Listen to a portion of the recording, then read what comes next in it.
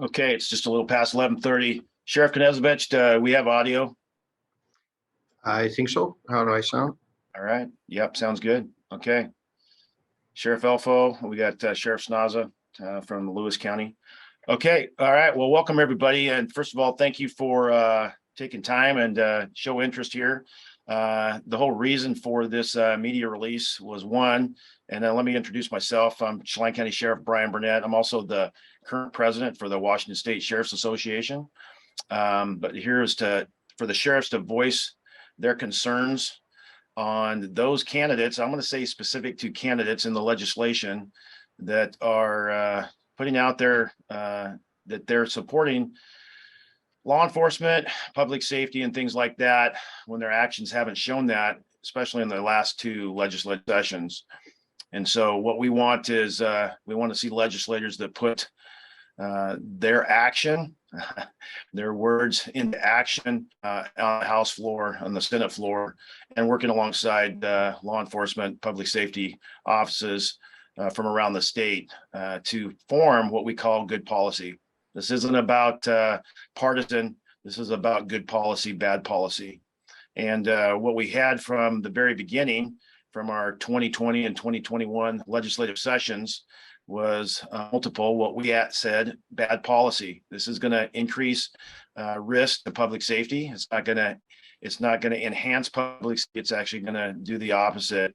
And we testified, many chiefs and sheriffs from around the state, our subject matter experts from our line staff, our trainers, all abroad, saying, hey, listen, we need to change some of this. This is not good policy. This is not going to work. And directly after July 25th, 2021, when many of those laws went into effect, we saw a spike in crime rates and what I would say dangerous crime rates.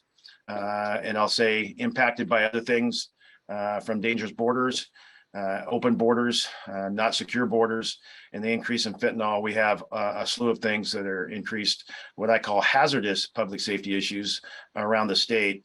And so we're just here to call out and say it's time to make a change. And those legislators can't go around putting on their mailer cards as the ballots are dropping just because it's election time that they're pro law enforcement. They need to put their actions or their words into action. And so anyway, thank you again for coming. And what I'm going to say, and I'm going to end it with this, is I've said this all along, is public safety, law enforcement is here to save lives, not to kill people. And that was a direct quote that Representative Johnson said, and that's kind of what started this whole thing. And what we want to see is we want to see the legislators come back to the table and do what is right. And so that's where we're here. So I want to introduce Spokane Sheriff Ozzie Knezovich is joining us, along with Whatcom County Sheriff Bill Elfo, and also Lewis County Sheriff Rob Snaza. Is Thurston County Sheriff John Snaza on? I just had a message that he was tied up at a meeting. He might be late joining us, but I know his intent was to be here with this group also. So Sheriff Elfo, I'm going to open it up to you, and then Sheriff Knezovich, and we'll go on down the line. Yeah, like everyone else in this election season, my mailbox has been full of flyers from candidates that promote that they support law and order, support law enforcement. And these are some of the people that have actually been in the anti-law enforcement or police reform marches of the 2020 summer. We focused a lot on our discussions, educating the people of the profound impacts that followed the changes in the laws as they affect vehicle pursuits, use of force, Terry stops. But that's only scratching the surface of what the legislature has done to create a culture of chaos, lawlessness, and disorder in our state that's growing worse every day. Just some of the things that we haven't heard a lot about publicly, primarily because there's not been a lot of time or sound bites, are the changes in how we investigate crimes. Juveniles in the state have committed some very heinous crimes from time to time, including murder. And now we're the only state in the country where we have to have an attorney present to interview the juvenile, despite the juvenile consenting and their parents consenting to an interview. And that certainly limits our ability to find out who commits crime, and also limits our ability to get exculpatory evidence that could potentially clear the juvenile or others that may be charged with him. And you're right, Sheriff Burnett. Uh, I have testified. I know my fellow sheriffs and police chiefs from around the state have testified as what we expected from the impacts of these bills. And from my perspective, we were minimized, we were diminished, and we were treated like we weren't credible. The 2-minute rule for testimony before the House and the Senate committees was extended for some of the activists that were coming in testifying, but we were cut short on many and not even allowed to testify in some. So I didn't think that certainly smelled of basic fairness. Also, the statutes that were enacted created an independent investigation authority under the governor that takes from my perspective, a constitutional issue that allows the governor's office, rather than our locally elected prosecuting attorneys, to make determinations if an officer has used deadly force and whether it was appropriate or not inappropriate under the law. And we have our cops out there, our deputies, and I know police officers from our region are scared to do their job. They're scared of the power of the government coming down on them, what they perceive as unfair and treatment and a lack of due process. And as a result, we're seeing exodus of really good people leaving the profession or entering law enforcement in other jurisdictions, or taking the option of just retiring early and for good service. And it's getting really tough to replace them. We used to have 100 people apply for one opening, and now we're down to 0 at times. Just one other point is the Criminal Justice Training Commission. I served on that for nearly 14 years, and I think we always had a fair process when we determined police misconduct and whether to revoke someone's certification or professional licensure to be in law enforcement. And the body was made up. They had some non-law enforcement people, but just like any other profession that regulates itself, attorneys, prosecutors, not prosecutors, but medical doctors, accountants, you name it. The majority of the people on that board are of the same profession whose conduct of a person they're reviewing. They've cut that short in Washington state. They've expanded the commission to include more civilians than law enforcement people. And the governor's office has touted that some of these people are family members that were purportedly victims of police violence. So that just sends the whole message. It portrays law enforcement as villains. And as Jesse Johnson promotes and his colleagues promote, we're out just to kill people, which, as you so eloquently expressed, is not the case. We're there to save lives. Yeah. Thanks, Sheriff Elfo. And for our media out there, that's I believe that was substitute House Bill 5051, or was it Senate bill? I can't remember, but it was definitely 5051. And I'll echo the same thing from Sheriff Elfo, because I also was one of the 2 sheriffs as a member of that appointed by Governor Inslee, and my term was supposed to be for 6 years. I was appointed in October of 2018. And then when that law went in effect in July of 2021, I was given my walking papers. And basically what it did, it discredited subject matter experts. Rather than having 2 incumbent sheriffs and 2 incumbent chiefs represent that group. Of the initial group was 14 commissioners. They expanded that group, I think, to it's 21 now. And they minimized the 2 sheriff law enforcement positions, and then now they went up to, I believe, 7 citizens at large. So anyway, Sheriff Knezovich. Thank you, Sheriff. I want to echo some of the things that have been said, but more importantly, when these laws came into force in July of 2021, we had a press conference here in Spokane. What I received back from that press conference was a massive amount of pushback from legislators that said sheriffs and chiefs are lying. None of this is going to happen. None of these laws are not going to affect our safety. They're not being truthful. I really had a hard time with that because not only did the politicians say that, but the media carried that story. Well, here we are, roughly 16 months later, and we have massive crime rise. We have situations where I cannot solve a homicide here locally because of certain laws that have been put in place, because we can't talk to juveniles. We have situations where our violent crime is continuing to rise, and we cannot pursue anybody that commits a crime less than a violent crime. And that violent crime, if you really understood the nature of that definition, somebody can literally punch a police officer in the face, get in a vehicle, drive away, and we cannot do anything about that. I don't know where we lost our ability to think in these arenas, but I can tell you where it came from. Because our legislators, the ones that are saying they support law enforcement, that they care about law enforcement, they care about your public safety, bought a narrative that all we do is show up and kill people. That is a lie that has been pushed in our media since August of 2014, when Michael Brown assaulted a police officer. But the truth of that event has not been told by the media.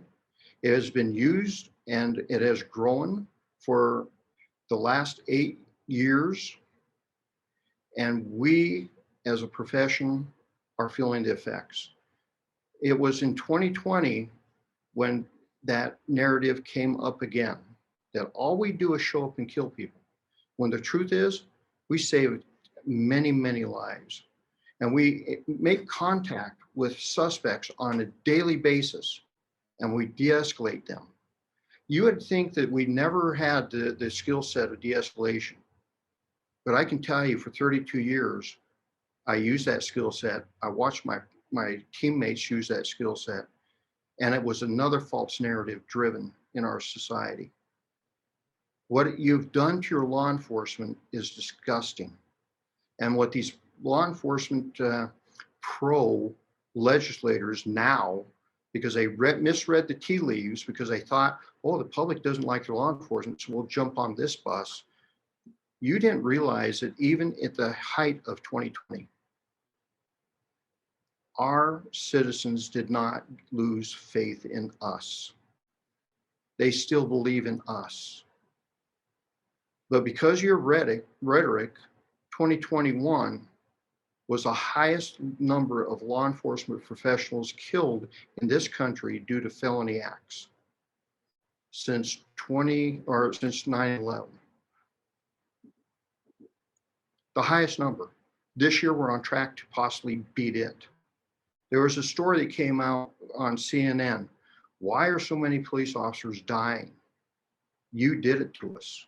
You and the legislators that voted in these fashion put a target on your law enforcement, and you have created an environment where they are being assassinated. And this is the most disgusting thing that I have ever seen a politician, or quite frankly, the media, do to people that are guaranteed, that are very steadfastly committed to your safety. We're the ones that show up to save your lives. We're the ones that show up to save your children's lives. And the narrative you have pushed has put us all in risk. And you have put the safety of our communities at risk because you bought into a narrative that Representative Johnson continues to push to this day, that all we do is show up to kill people. When are you going to grow up and realize that that is not the case, and that these politicians, one, were the ones that were not truthful with you as to what their lives were going to do, and finally, stop electing the people that build bad policy? This is the biggest decision you have to make. It is time to change the narrative, and it's time to change the policy and bring safety. And it's your safety Mom and pop, this is your safety that we're talking about, your kids' safety. It's time to change that narrative. Sheriff, thank you. Awesome. Thank you, Sheriff Knezovich. Lewis County Sheriff Rob Snaza. Well, thank you, Sheriff. Also, I want to thank everybody for being here. You know, we're facing some very tumultuous times. We've all been faced with past legislation that affect all of us. Everybody in the media and everybody out there that's listening knows that they've seen what crime looks like in our communities. They've been victims of crimes. They know somebody that's been victim of crimes. And the problem that we're facing is that there is a solution. Coming together, recognizing that bad laws were passed, and how do you go about fixing it? Whether legislators, whatever side of the house they're on, need to come together. Whether they say they supported law enforcement or not, show us what you mean by supporting law enforcement. Show us that you're willing to make a change. When Senate Bill 5919 came to address the pursuit issues, it sat on the floor, timed out. And what we did is, what we lost? How many people have been victims of a burglar, a theft, vehicle prowls, catalytic converter thefts? You call law enforcement, we show up, and you say, this is the car they're in. They just left the house. Go. A deputy or a police officer gets behind that vehicle, and when they turn on their lights, that vehicle speeds up. Now we're told, can't chase him. You can't go after him. You can't that person. That may have stopped other crimes from occurring.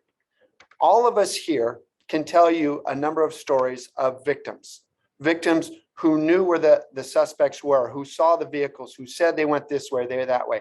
And then they say, why didn't you catch them? And then we have to say, we're sorry. We couldn't do it. Legislation prohibits us. We need to change those. We need to look at those laws. We need to look at the pursuit laws. We also need to look at the drug laws. The Blake decision hurt us. We all know in the law enforcement profession, and many other people out there know, that drugs create crime. Drugs create burglaries, thefts, all those, mental health, homelessness. And now what we do is a police officer or deputy sheriff goes out there and gives them a warning and says, hey, please stop using. So how do we get them to a pathway to success? Sometimes the criminal justice system is the way to a pathway to success, getting them the help they need so that we can stop those individuals. A number of times we've seen, we can give you incidents where we should have caught a guy for a number of times through pursuits. 5 different times we pursue one person in Lewis County. The next time we caught him is after he shot at somebody and tried to kill them. That's when we finally caught him. That was the one and only time. Had we been able to catch that person the first time and stop this from happening, that crime may or not have been current. There are many circumstances out there. I don't want to reiterate what my fellow sheriffs have said, but I want everybody to know we're bringing this to your attention simply because we care about our communities. We care about you. We care about the victims. And when do we stop and say that we're upset because we didn't like these laws and we want to see people, we're mad because we can't kill anybody? This is absolutely ludicrous. Why would somebody have that much ignorance to say that? That is unfair to the law enforcement professionals out there. And another little statistic that we should know in Washington State. Washington State is ranked 51 out of 51, that if you include District of Columbia, in law enforcement per capita. We need to change that. Now's the time. Now the time that we need to make a difference. We all need to say, when is enough enough?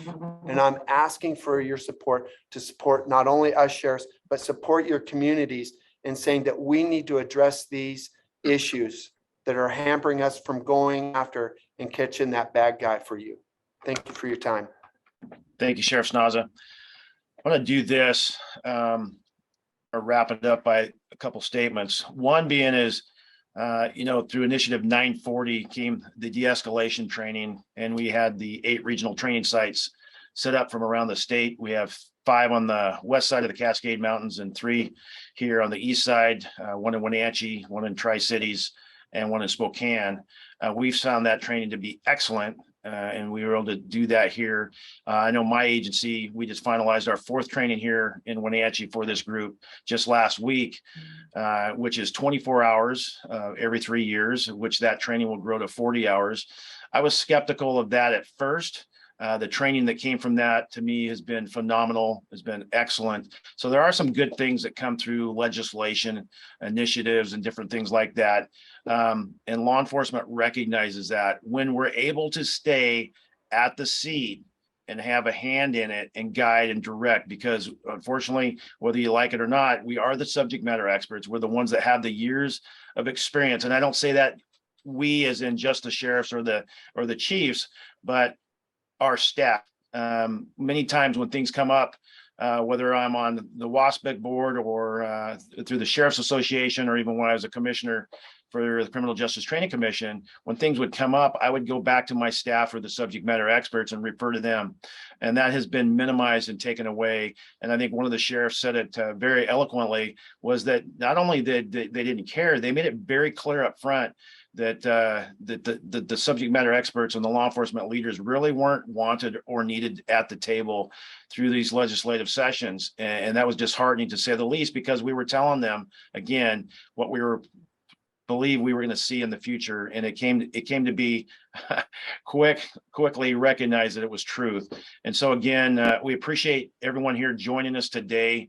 What we wanted, we're always truth seekers as we go to doing investigations. It's like, we just want to be able to gather the truth, the facts, and report as such. And as a law enforcement leader in our communities, is we have to determine what we're going to do as we work with other community members and other groups, how we're going to effectively maneuver through these times, and how we, what I say, protect and preserve our quality of life. And that's really what we want. But right now, we're not able to protect and preserve that quality of life. It's an onslaught of things that is just out of control, and we need to get a handle back on that through legislation. And so that's what this call out is for, to do that. So thank you, sheriffs, for joining us. Thank you for the media. I'm going to open it up for 3 or 4 questions. I'm not sure that I have a moderator here that can handle that for me. We might just have to go into the chat box, and I can bring that up and we can look for that. Thank you, Representative Harris. I see a comment there from you, thanking everyone for their service. And I think that's on that media release. I think that the end statement there says it all. Many officers have made a profound positive impact in their communities. Many officers have lost their lives around the nation. It's been incredible. And obviously it visits here in Washington State. I've seen it here in Chelan County as well in 2003, when we lost an officer that was shot in the line of duty and died, leaving a wife and 4 young boys behind. So we know the extent of that, and unfortunately, there's others more recently that have lost their lives, and never have the officers said, "Hey, we're not willing to do that. We're willing to sacrifice and die for just about anyone that could be victimized. What we're not willing to do is go to prison for that." And so we need legislation. We need voters to come forward to support law enforcement in a way. And we don't want to minimize victimization. We don't want to minimize other people out there that have had bad experience with law enforcement. What we want to do is continue to have good law enforcement leadership that will hold those people accountable. But we can only do that with good policy. So let me go back to the questions here. It says, why are you sending this message now? Is it meant for voters pre-election day, or for the lawmakers in the new session? Sheriff Elfo, I want to let you answer that. Is that okay? That's fine. I think now is an important time. You need to know where your individual legislators, your representatives, and your senators stood on these positions when they were before their respective houses and voting as a body. And it's become more to light now with some of the literature we're seeing in our mailboxes, with the ads we're seeing on the radio and on television, where some people we know that did not support us, that bought into this agenda, are now claiming they're the biggest supporters of public safety and law enforcement. All right. Thank you. That question came from Kelly Hatmaker. Thank you, Kelly. It looks like Cheryl Franklin's here. She's helped moderate this. So if anybody has a question, you can raise your hand. We can get you on video if that helps. I guess I'm going to ask a question. Thanks, Cheryl, for asking me to unmute. This is for anyone on the panel. This is Will Casey from The Stranger. Do you all have any data on how many suspects that are fleeing from these vehicle pursuits end up being caught later through investigative techniques? Like, do you have any data on how many folks you're able to actually track down after the fact, who are able to escape because of these new laws? Go ahead, Sheriff Knezovich. Well, I'm not sure if we have that specific of data, but I can tell you of cases where we haven't been able to stop him, where they have eluded us and then broke into another residential structure, stole guns, come out of that structure, and then pointed those guns at my deputies. And at that point, there was an officer-involved shooting. Had we been able to stop that vehicle prior to them breaking into that home, our officers would never have been put in that position. And those are the type of cases that no one wants to recognize or no one wants to talk about. We have great investigative techniques, so I imagine there are some that do get to flee, and we will track them down. But I don't have specific data, and I don't know of anybody that's really collecting that specific data of how many escape from us and we never find them versus how many that escape from us and we end up finding them. Okay, just to confirm, you don't have any data about ultimately what the impact of these laws are on crimes, because we're not tracking whether or not someone actually gets found later. I don't know of any statewide database that's doing that. No. I could tell. Oh, sorry. I was just gonna say, and your department individually isn't tracking that information? No, we haven't locked into doing that. But you raise a good point. I think it's a good thing maybe we start doing that. But Sheriff Elfo, did you have a follow-up? I could just answer that question by saying anecdotally, we're not collecting, correlating that data, but it's happening almost every day. And with our diminished resources, with people leaving, we do not have the time to go out and always do the investigation to find out who was behind the wheel. And that's often difficult to accomplish. We can't correlate because we captured somebody's license plate number that they were the actual driver of the car. But I can recount many instances where they've fled officers and have gone on to commit more serious, dangerous, and violent crime. I think one of the best stories we had here and involved multiple counties was an individual that fled in Snohomish County from a burglary incident. This was in 2021. And they had previously had a shooting incident in Nevada, had spent prison time there, was involved in this burglary in Snohomish County, ended up in a pursuit. They had to terminate that. This individual ended up in Chelan County, committed more crimes. And then our agency was in a pursuit and they had to terminate that. Into multiple other agencies, ended up going out through Spokane to Idaho, into Montana, ended up in multiple vehicle pursuits in both of those states. And then eventually in a shootout, was taken alive. But a conversation with his mother on the phone as he was being pursued in one of those other states was, "I'm going back to Washington State where they can't chase me." This is a very dangerous individual. End up getting convicted, end up getting the third strike, and is doing now life in prison. Just real fast, Representative Harrison, Will, just to go to partially what you're asking, it's really difficult because the president of Fred Meyer, Dennis Gibson, I've been meeting with on numerous occasions because of all the theft going on in his stores. I witnessed it on Friday when a Klickitat sheriff happens to be working off duty in at the Fred Meyer store, just doing some service there, and witnessed a bag full of goods in a knapsack walk out, bells and whistles going out, and literally the sheriff from Klickitat says, "Well, there's not a whole lot I can do." He followed them out. Can't search the bag because, of course, we're not positive he took it because reasonable suspicion is gone. And I just want to thank the officers. And I think a lot, Will, is not being reported now because nothing really is actually being done. And so the president of Fred Meyer sent me tapes of the store on Chelan and Mill Plain. And I was just appalled what's going on at my local Fred Meyer store. It took my breath away.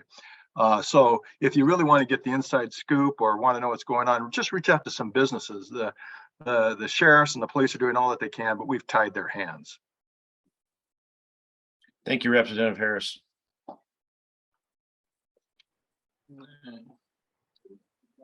I'm looking for more questions. Anybody else? Go ahead and unmute.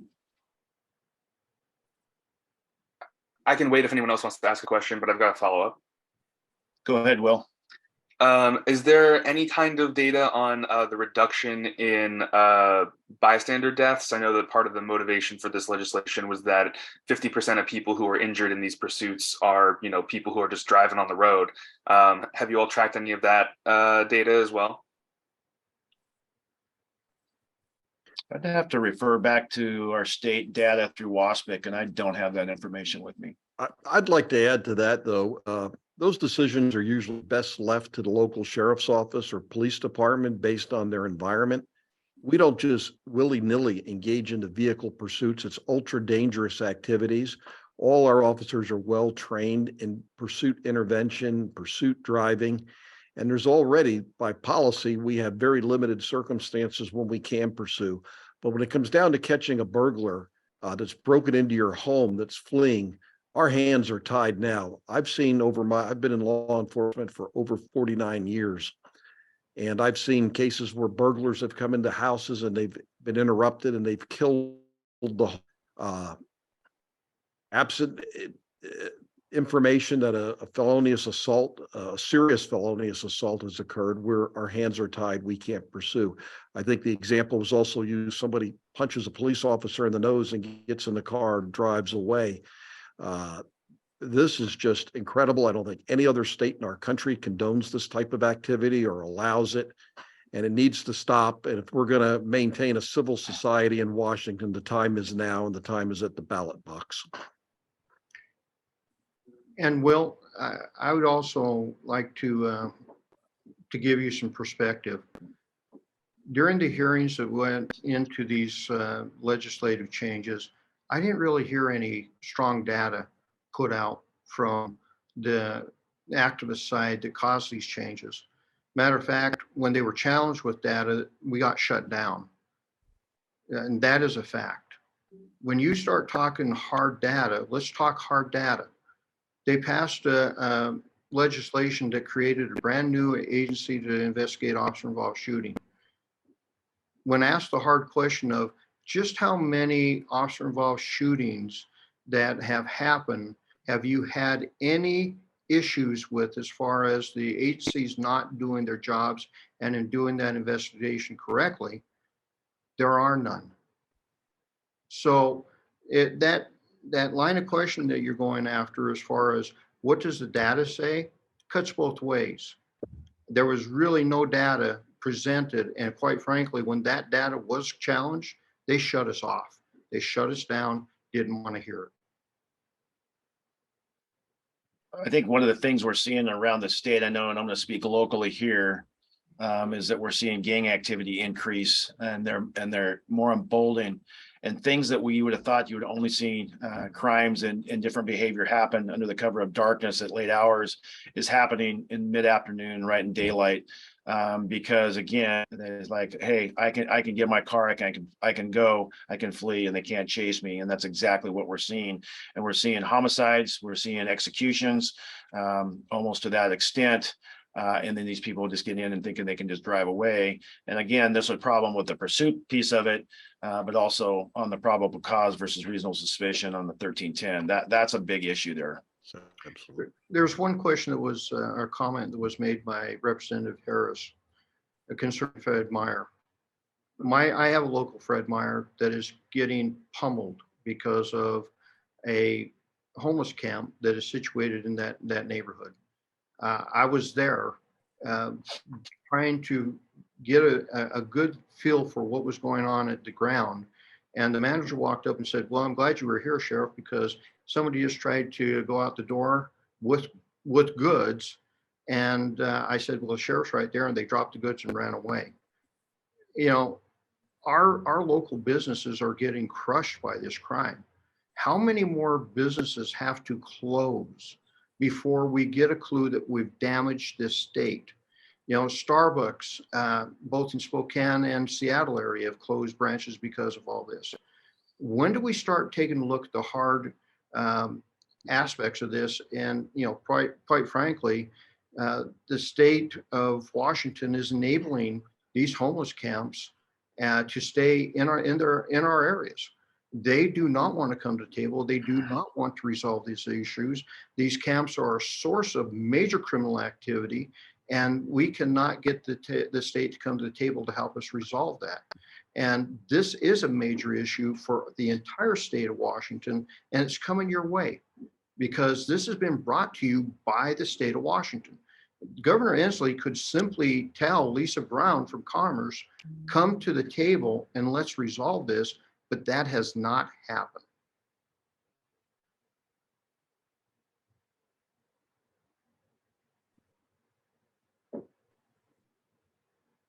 Okay. All right. Any other questions? I'm reading here.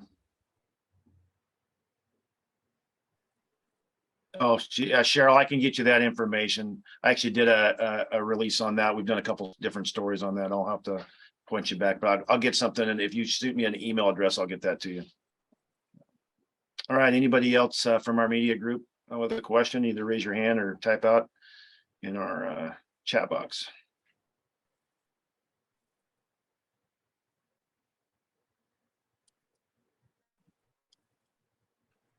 Okay.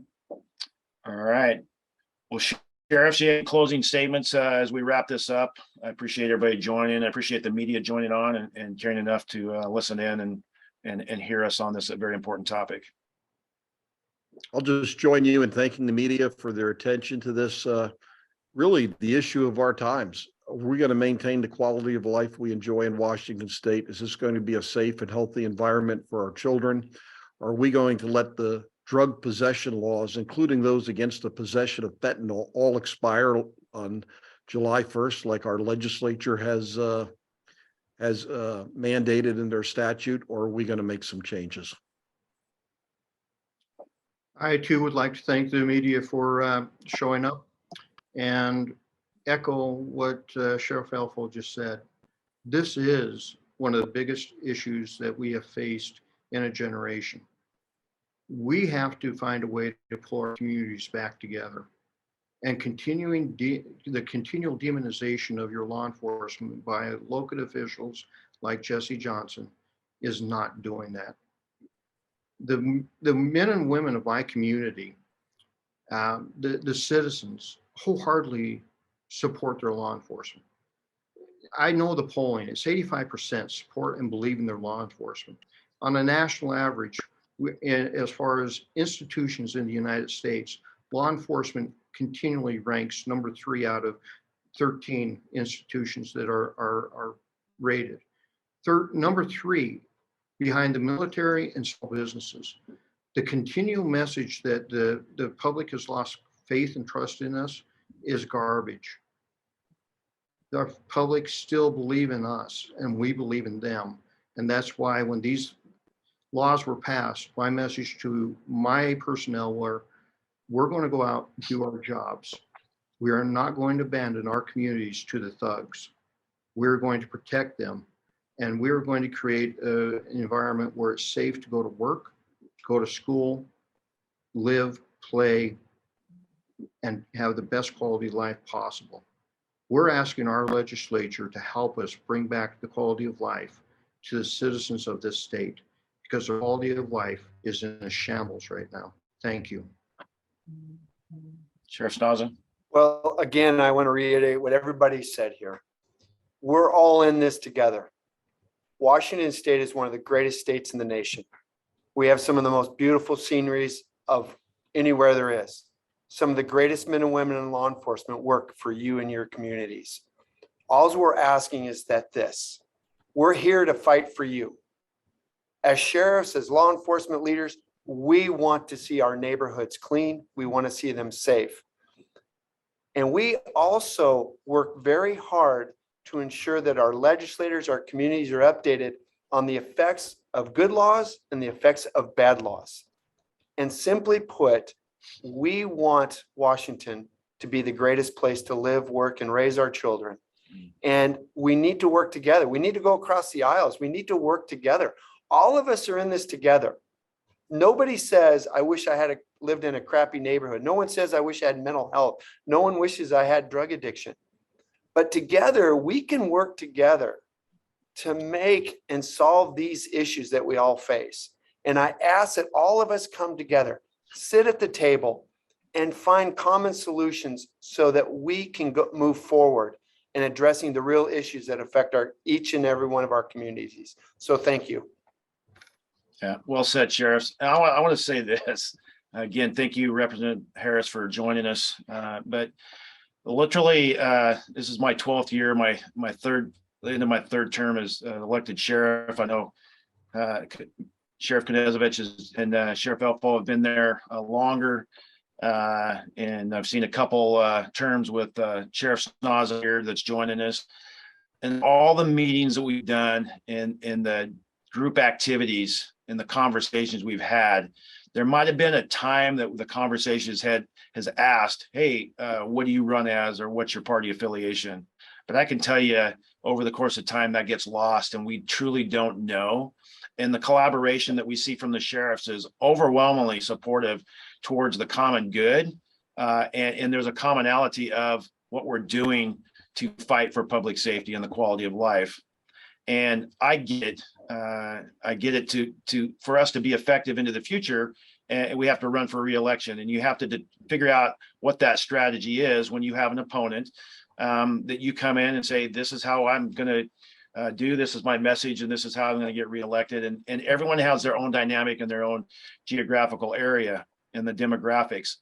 But for me personally, my message never changes. My message is always the same. Now, my delivery of that message might change to the group or the individuals in the setting that I'm giving it to, but my message and the core and the base of that message never changes. And that's what I've seen working with our fellow sheriffs. And unfortunately, we got cut at the knees and got kicked out from underneath, even though our message was collaboratively the same. And there should be some people waking up and listening. Unfortunately, this has had to happen, that we say people are going to have to wake up and pay attention. And if my message has to be this, and the people, I call it unelect me, that don't reelect me, then it's because they want something different. But I believe that our sheriffs are doing a phenomenal job across the state and really have the best intentions in mind and have the experience to move that forward. So again, just want to say thank you to the media for everybody for joining us. Thank you for those who helped put us together today. I will want to say that we're going to do a follow-up media release, some information and a document coming your way shortly after this Zoom call is over. So please look forward to that. And you can direct any questions to myself. And I have the ability to distribute that out to all of the sheriffs in the state. I have that distribution list, and I can get that out if anybody has anything specific that they want to share with the group. So again, thank you for attending. We appreciate it very much.